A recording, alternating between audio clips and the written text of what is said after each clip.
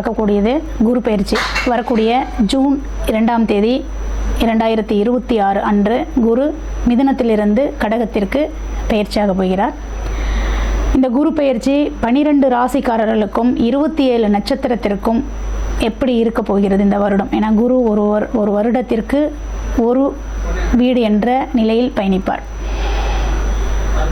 அவர் பார்க்கும் பொழுது மிதுனத்திலிருந்து கடகத்திற்கு ஒரு வருட காலங்கள் குரு அங்கே தான் இருக்க போகிறாரு. அந்த குரு 12 ராசிக்கும் 27 நட்சத்திரத்திற்கும் உரிய பலாபலனை தரப்போகிறாரு. எப்பயுமே குரு நின்ன வீட்டை கெடுப்பார் அப்படிங்கிற ஒரு பழமொழி இருக்குது. குரு பார்த்த வீட்டை வளர்ப்பார்.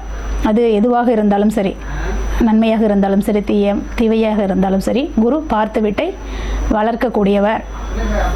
அதனால் இன்றைக்கி குரு பயிற்சியில் நம்ம 12 ராசிக்கும் உரிய நன்மை தீமையை பற்றியும் கோவில் பரிகாரங்கள் பற்றியும் தான் பார்க்க போகிறோம். வணக்கம். விருச்சிக ராசிக்கு பார்த்திங்கன்னா, விருச்சிக ராசிக்கு குரு கடகத்திற்கு பெயர்கிறார். அப்போ விருச்சிக ராசிக்கு இந்த குரு எந்த அதிகாரத்தை வாங்குறார் அப்படின்னு பார்த்திங்கன்னா, 2ஆம் வீட்டுக்கும் 5ஆம் வீட்டுக்கும் சொந்தக்காரருங்க இந்த குரு. இந்த 2, 5க்கு சொந்தக்காரரான குரு கடக வீடான 9ஆம் இடமாகிய பாக்கியஸ்தானத்தில் போய் குரு உச்சம் வருது. ரொம்ப அருமை. ஏன்னா குடும்பாதிபதி, அதே பஞ்சமாதிபதி, புத்திர காரகன், புத்திர ஸ்தானாதிபதி, எத்தனையோ பெயர்கள் இந்த குருவுக்கு. இந்த குரு போய் கடகத்தில் அமர்ந்து இந்த வருட பலனை எப்படி தருவார் அப்படின்னு பார்த்திங்கன்னா, தற்சமயம் விருச்சிக ராசி பிறந்தவர்களுக்கு அல்லது விருச்சிக லக்னத்தில் பிறந்திருந்தாலும் சரி, ஏன்னா இங்கே 3 நட்சத்திரங்கள் இருக்குது. விருச்சிக ராசினா நம்ம விருச்சிக ராசி பொதுவானதாக தான் நம்ம பேசுகிறோம். இங்கே விஷாகம் கடைசி பாதமான 4ஆம் பாதமும், அனுஷத்தில் முழு நட்சத்திரமாக 4 பாதங்களும், கேட்டையின் முழு நட்சத்திரமான 4 பாதங்களும் இருக்குது. அப்போ இந்த 9 பாதத்திற்கான குறிப்பு தான் இது. விருச்சிகத்தில் பிறந்தவர்களுக்கு 2, 5 கூடியவன் குரு போய் கடகத்தில் 9ல் பாக்கியத்தில் அமர்வது சிறப்பு. அது உச்சத்தில் அமர்வது சிறப்பு. குடும்பத்தில் புதிய உறுப்பினர்கள் இப்போயே வர ஆரம்பிச்சிருப்பாங்க. குழந்தை இன்றைக்கி வரையில் 2வது குழந்தைக்காக நாங்கள் ஏங்குறோங்க, எங்களுக்கு 2வது குழந்தை பாக்கியம் இல்லை, எப்போ கிடைக்கும் அப்படின்னு சொல்லி நாங்கள் ஏக்கத்தில் இருக்கிறோங்க அப்படிங்கிறவங்களுக்கெல்லாம் ஏதோ உங்களுக்கு ஒரு வரப்பிரசாதம் மாதிரி குழந்தை அப்படிங்கிற ஒரு காரகத்துவத்தை அந்த குழந்தை காரகாதிபதியை கொண்டு வந்து கொடுக்க போகிறாரு. அதே போல் குடும்பத்தில் ஒரு புதிய அங்கம் உறுப்பினராக வரக்கூடிய ஒரு தருணம். 2ஆம் இடம் என்பது தன குடும்ப வாக்குஸ்தானம். அப்போ தன குடும்ப வாக்குஸ்தானாதிபதி பாக்கியத்தில் போய் அமரும் பொழுது புதிய முயற்சி, நீங்கள் எடுக்கக்கூடிய எந்த ஒரு விஷயமும் புதுசாக இருக்குது, எனக்கு இது பழக்கம் இல்லைனாலும் அந்த புதிய முயற்சி வந்து உங்களுக்கு கை கொடுக்கும். வருமானம் வரக்கூடிய நேரமாக இருக்கும். இடம் விட்டு இடம் வேலையில் தனக்கான வேலை, இந்த வேலையிலேருந்து நான் வேறு வேலைக்கு போகிறேன் அப்படின்னா கட்டாயம் இப்போ உங்களுக்கு கிடச்சிருக்கும். அதே சமயத்தில் வேலை செஞ்சிகிட்டே இருக்கக்கூடிய இடத்துல ப்ரொமோஷன் கிடைக்கிறதுக்கான வாய்ப்பு உண்டு. ஏன்னா குரு 9ஆம் இடமான பாக்கியத்திற்கு போகும் பொழுது புதிய ஒரு இடம் அப்படிங்கிறத நமக்கு அதை சொல்லலாம். அப்போ மீண்டும் ஒரு வருமானத்திற்கான வாய்ப்பும் ப்ரமோஷன் அப்படிங்கிற ஒரு வாய்ப்பும் இந்த குரு கொடுக்கக்கூடியவராக இருப்பார்.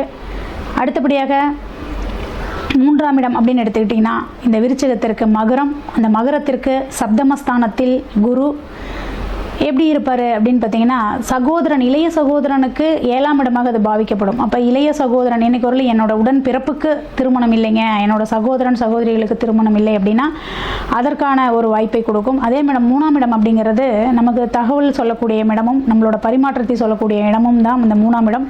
அதுக்கு 7ஆம் இடமாக போகும்போது புதிய ஒரு பார்ட்னர்ஷிப்பு, அதன் மூலியமாக வருமானத்தை ஈட்டலான்னு நினைக்கக்கூடியவங்களுக்கு இது ஒரு அறிவு சார்ந்த ஒரு விஷயத்திற்கும் இது பயன்படும்.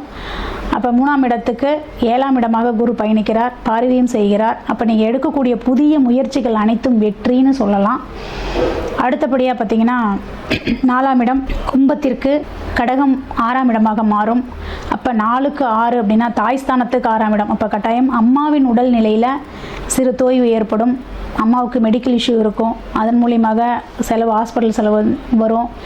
அப்போ தாயை கட்டாயம் நல்ல ஒரு இதாக இருந்து நம்ம பார்த்துக்கணும், அரவணைப்போடு எடுத்துகிட்டு போகணும். சின்ன ஒரு பிரச்சனைனால அடுத்த நிமிஷம் ஹாஸ்பிட்டலுக்கு நம்ம கொண்டுட்டு போய் அதை காமிச்சு அதை அவங்களுக்கு வந்து அதை நிவர்த்தியை செஞ்சு கூடிய இடத்துல நீங்கள் இருக்கீங்கன்னு தெரிஞ்சுக்கோங்க. இப்போ விருச்சிக ராசி இல்லை இருக்கக்கூடியவங்க தாய் மேலே ஒரு கவனத்தை வைங்க.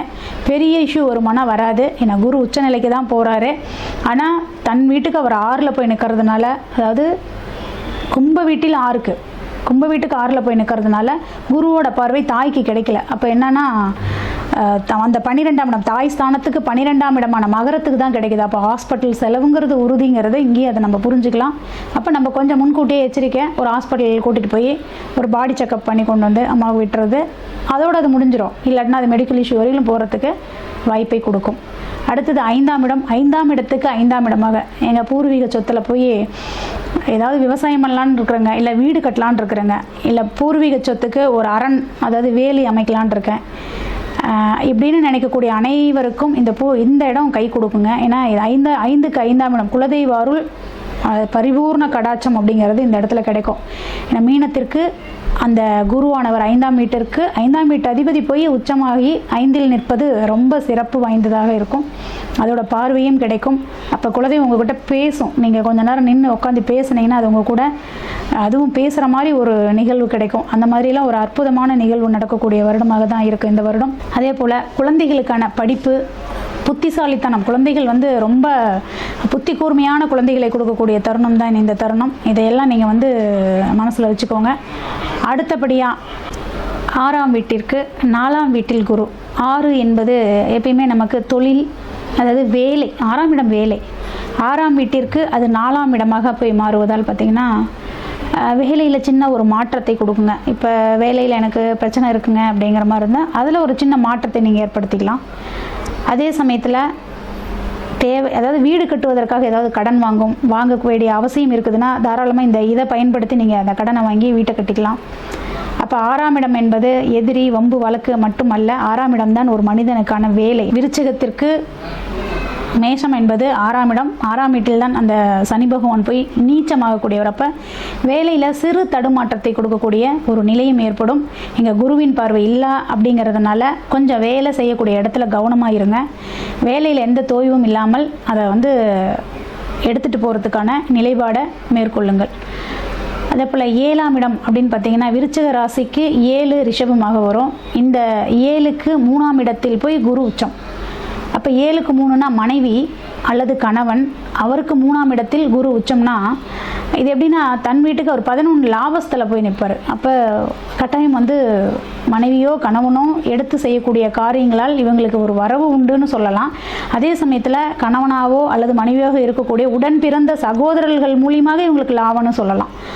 அப்போ ஒரு மைத்துனர் இருக்கிறாருன்னா அவர் மூலியமாக லாபம் அப்படின்னு சொல்லி நம்ம சொல்லலாம்.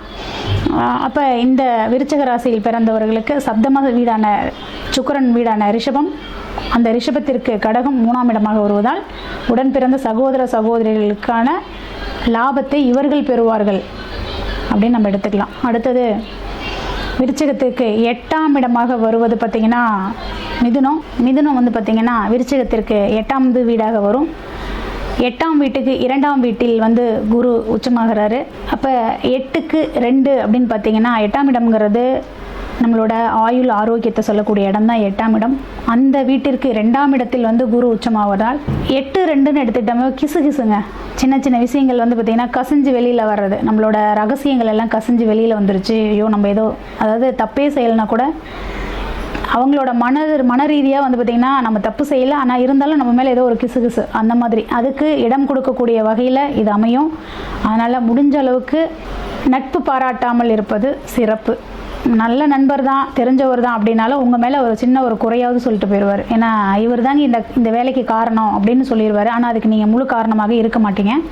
ஆனால் அவங்க உங்கள் மேலே தேவையில்லாமல் ஒரு பழி சுமத்தக்கூடிய ஒரு நிலை ஏற்படும். அதனால் கொஞ்சம் நட்பு வட்டாரத்தில் கவனமாக இருப்பது சிறப்பு. ஏன்னா 8க்கு 2 நாளும் அந்த வீட்டுக்கு அது 12ஆம் இடமாக மாறுவதால் கொஞ்சம் கவனமாக இருக்கணும். அடுத்தது கடகம் 9க்கு 9ஆம் இடமே பாக்கியத்துக்கு பாக்கியம். அப்போ தகப்பன், கோவில் மற்றும் பார்த்திங்கன்னா தகப்பன் மூலியமாக ஏற்படக்கூடிய நன்மைகள் அனைத்துமே இந்த வருஷம் பார்த்திங்கன்னா நல்லாயிருக்கும் உங்களுக்கு. கோவில் வழிபாடு நீங்கள் முடிஞ்ச அளவுக்கு நீர்நிலை சார்ந்து இருக்கக்கூடிய கோவிலுக்கு போங்க.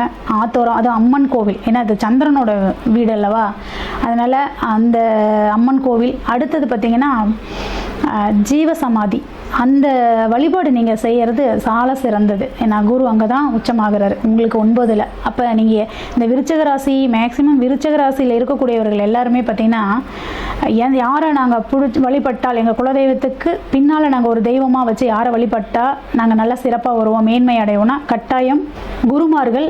அடுத்தபடியாக வந்து பார்த்திங்கன்னா ரிஷிமார்கள், அதாவது ஜீவசமாதி அடைஞ்ச அந்த தெய்வங்களாக மனிதர்களாக பிறக்கப்பட்டு தெய்வங்களாக மாறின வள்ளலார், பாபா, இந்த மாதிரி இருக்கக்கூடிய ஆன்மீகத்தை நோக்கி பயணித்த அவங்க தன்னோட கருத்துக்களை வெளியே சொல்லிட்டு போனாங்க பார்த்தீங்களா, அவங்களோட ஜீவாத்மாக்களை நம்ம கும்பிடுவதன் மூலியமாக நம்ம வந்து மேன்மேலும் நல்ல ஒரு வளர்ச்சி அடைய முடியும். அப்போ ஜீவசமாதி வழிபாடு தான் விருச்சிக ராசிக்கு ரொம்ப கை கொடுக்கும். ஏன்னா அது கடகம் அப்படிங்கிறது வந்து பார்த்திங்கன்னா காலபுருஷத்துக்கு மோட்ச ராசி, அது 4வது வீடு.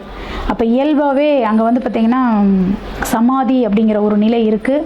அப்போ அதை நம்ம வழிபாடு பண்ணுவது சிறப்பு. அடுத்தபடியாக தகப்பனுக்கு எப்படி இருக்குன்னா நல்லா இருப்பார். தகப்பன் இல்லைங்கன்னா தகப்பன் பெருமையை பேசுவீங்க இந்த காலகட்டத்தில். அப்பா இல்லைங்க, ஆனால் அப்பாவோட பெருமை அவர் பக்கத்தில் இருக்கும்போது அந்த அருமை தெரியல. இப்போ அவரோட பெருமையும் அருமையும் எங்களுக்கு தெரியுதுங்க, நான் இன்னார் மகன் சொல்லிக்கிறதுல நான் பெருமைப்படுறேன் அப்படிங்கிற அளவுக்கு இருக்கும் இந்த விருச்சிக ராசிக்காரர்களுக்கு குரு பெயர்ச்சி. அடுத்தது விருச்சிக ராசிக்கு சிம்மம் அப்படிங்கிறது வந்து 10வது வீடாக வரும், தொழில். அப்போ அந்த வீட்டுக்கு 9ஆம் இடத்தில் போய் குரு நிற்கிறாரு 12ல். அப்போ தொழிலுக்கு அது எப்படி இருக்கும் அப்படின்னா, தொழில் முடிஞ்ச அளவுக்கு தொழிலில் கொஞ்சம் கவனமாக வேலை பாருங்கள். ஏன்னா இது ஒரு குரு உச்சமாக தானே இருக்கிறாருன்னா சிறு நஷ்டத்தை கொடுக்காம பெரு நஷ்டத்தை கொடுக்கறதுக்கு ஒரு வாய்ப்பு இருக்குது. இப்போ இந்த காலகட்டத்தில் நம்ம அந்த தொழில் மேலே கொஞ்சம் கவனம் இருக்கணும். ஏன்னா குரு நின்ன வீட்டை கெடுப்பார் அப்படிமா. இப்போ விருச்சிக ராசிக்கு 10ஆம் இடம் அப்படிங்கிறது சிம்மமாக வரும். அந்த சிம்மத்திற்கு 12ல் குரு போய் நிற்கிறாரு. இப்போ இங்கே உச்ச குரு மறைவா அப்படின்னா, குரு வந்து 6, 8, 12ல் இருந்தால் மறைவு தான். அது உச்சமாக இருந்தாலும் சரி, ஆட்சியாக இருந்தாலும் சரி. ஆனால் இங்கே மறைவுன்னு நம்ம எடுத்துக்கல அப்படின்னாலும் இந்த இடத்துல வந்து நமக்கு அது பின் விளைவுகள் அதிகமாக இருக்கும் அப்படிங்கிறத நம்ம தெரிஞ்சுக்கணும். அடுத்தது விருச்சிகத்திற்கு 11ஆம் இடமாக வருவது கன்னி, லாபஸ்தானம். லாபஸ்தானத்திற்கு குரு எங்கே இருக்கிறார் அப்படின்னு பார்த்தீங்கன்னா 11ல் இருக்கிறார். 11க்கு 11ல் லாபஸ்தானத்தில். அப்போ இது எப்படி இருக்குன்னா, மூத்த சகோதர சகோதரிகளால் உங்களுக்கு ஒரு பெருமை கிடைக்கும். அதே சமயத்தில் வெளி வட்டாரங்கள், ஏன்னா 11ஆம் இடம்ங்கிறது நம்மளோட அபிலாசை, நம்ம என்னெல்லாம் மனசுக்குள்ள ஆசைகள் எண்ணங்கள் எல்லாம் வச்சுக்கிறோமோ அதை நிறைவேற்றக்கூடிய இடம் தான் இந்த 11ஆம் இடம். அப்போ 11க்கு 11ஆம் இடத்தில் குருங்கும் போது நீங்கள் மனசுக்குள்ளார கொட்டி வச்சுருப்பீங்க, வெளியில் சொல்ல முடியாத எண்ணங்கள்லாம் இருக்கும். அதெல்லாம் இந்த காலகட்டத்தில் வெளியில் கொண்டுட்டு வந்து சொல்லி அதன் மூலியமாக பயனடைவீங்க. உங்களுக்கு அதன் மூலியமாக பேர் புகழ் கிடைக்கும். அப்போ உங்களோட மனசுக்குள்ளாரையே பூட்டி வச்சிருந்த எண்ணங்களை அத்தனையும் வெளியில் கொண்டு வந்து அதை நீங்கள் சொல்லவும் செய்யவும் செயலாக்கப்படுத்தவும் இந்த காலகட்டங்கள் உகந்த காலகட்டங்கள். அடுத்தது விருச்சிகத்திற்கு 12ஆம் இடமாக வருவது துலாம். அந்த துலாத்திற்கு பார்த்திங்கன்னா கடகம் அப்படிங்கக்கூடியது 10ஆம் இடமாக வரும். அப்போ 10 அப்படிங்கிறத 12க்கு 10 ஃபஸ்ட்லேயே சொன்னேன். நம்மளுக்கு அதிக 10, 12னா தொழில் மூலியமாக வரக்கூடிய வருமானம், அதன் மூலியமாக ஒரு தொய்வு இதெல்லாம் இருக்கும். அப்போ நம்ம கொஞ்சம் புதிய தொழிலை செய்யாமல் இருக்கிறது நல்லது. அதே சமயத்தில் கடல் கடந்த வாணிபம்னு சொல்கிறோம் இல்லைங்களா, அது இந்த இடம் தான். ஏன்னா ஒரு நீர் ராசியும் ஒரு காற்று ராசியும் ஒன்றா சேரும்போது தான் கடல் கடந்த வாணிபம். அப்போ வெளிநாட்டுக்கு வந்து இத்தனை நாளாக நான் முயற்சி பண்ணேன், இப்போ முயற்சி பண்ணலான்னா முயற்சி பண்ணலாம். அதே சமயத்தில் ஜாக்கிரதை எச்சரிக்கையாக நீங்கள் முயற்சி பண்ணுவதன் மூலியமாக உங்கள் அந்த தொழில் மேம்படும். உங்களுக்கு கோவில் அப்படின்னு பார்த்தீங்கன்னா ஜீவசமாதி வழிபாடு தான் சிறப்பு. அதே சமயத்தில் நம்மளோட குலதெய்வத்து வழிபாடும் சிறப்பு. விருச்சிக ராசிக்காரர்களுக்கு இந்த வருட குரு பயிற்சி அருமையாகவும் அமோகமாகவும் இருக்கிறது. வாழ்த்துக்கள்.